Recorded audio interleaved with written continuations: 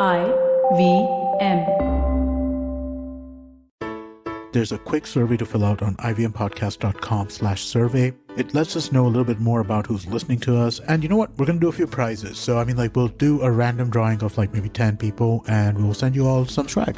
Remember, that's ivmpodcast.com/survey where you can fill out the survey.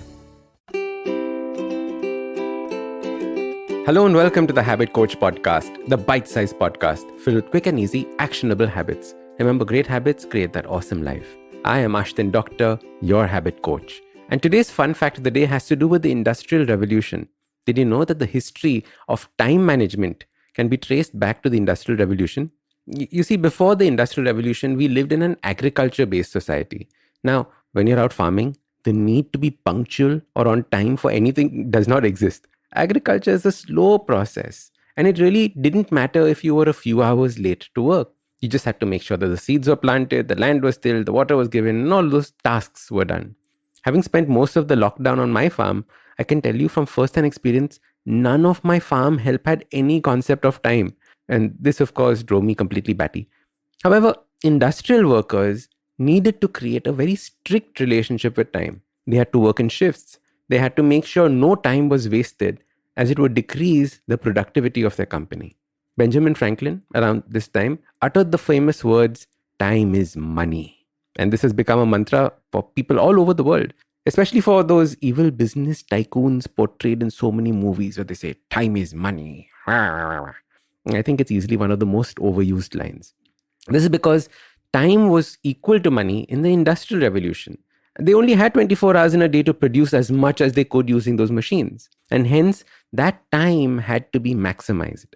In today's day and age, when we are in the service economy and the information economy, both of these have different constraints. Time is no longer one of them. Focus or energy is a scarce resource more than time.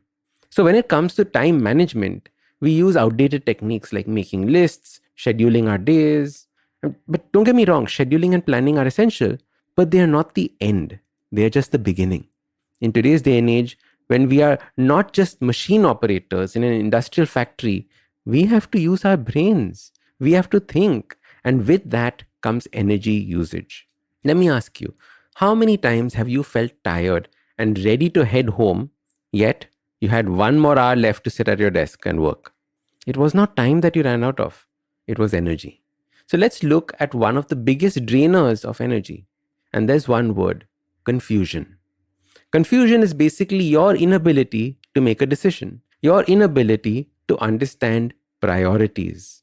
When you're confused, two things take place. The first is that you spend a lot of energy agonizing about what to do next. You keep ruminating about the same thought over and over again.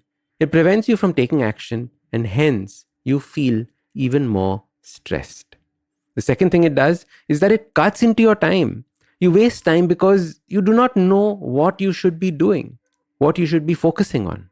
And this is a recipe for wasted time and wasted energy. Confusion is a habit.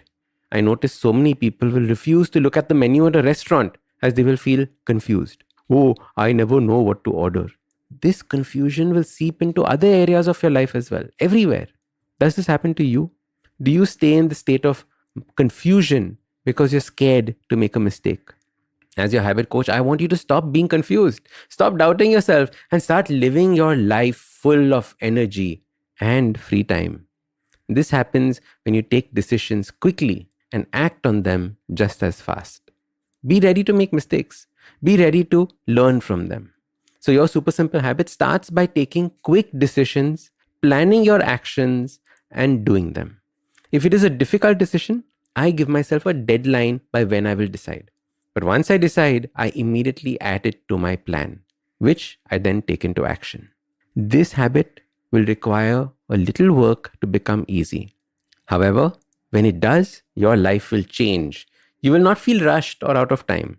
Instead, you will realize that with this newfound clarity, time is going to be on your side. Usually in a podcast, it's me who speaks to you and you who listens.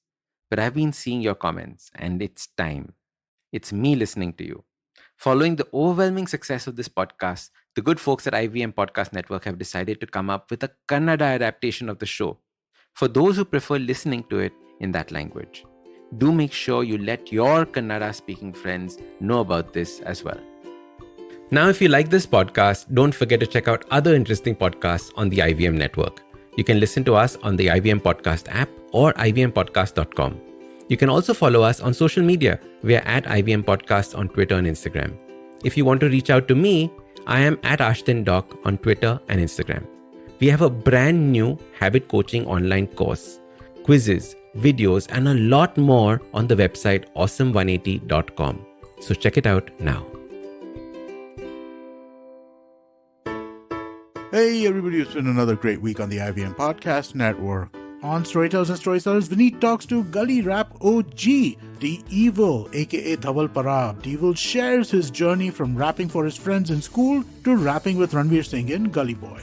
On Press Decode, Sarah Vagda and Prafula talk about the Indian entry to the Academy Awards, Writing with Fire, and Will Smith's infamous slap. On Think Fast, Varun and Suchita cover acquisitions in fintech, fantasy sports, and debate over work from home versus work from office.